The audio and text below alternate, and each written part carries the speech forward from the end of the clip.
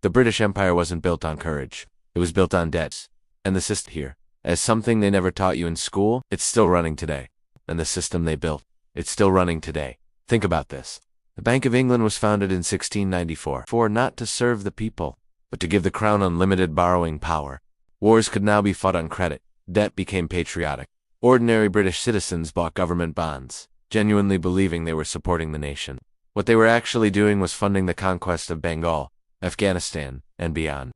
Then came the East India Company, arguably history's most dangerous corporation. It had its own private army. It taxed hundreds of millions of people across India. And here's the part that blows people's minds. Those tax revenues didn't stay in India. They funded British military campaigns across Africa and Asia. Indian economists called it the drain, wealth flowing one direction out. At the same time, the Industrial Revolution created a machine that needed feeding.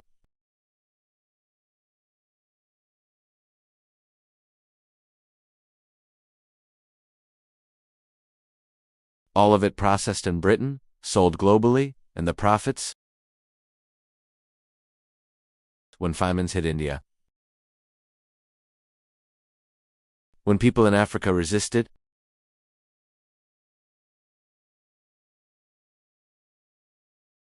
When China refused British opium imports.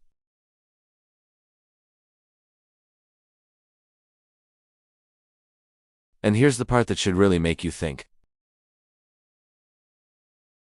The empire collapsed.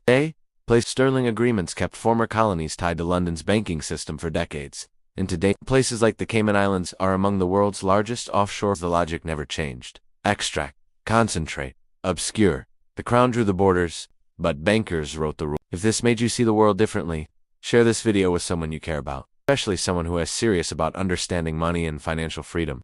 There's a full long-form video on this topic on the channel with way more depth. Watch that next. And if you're not subscribed yet, hit that button right now.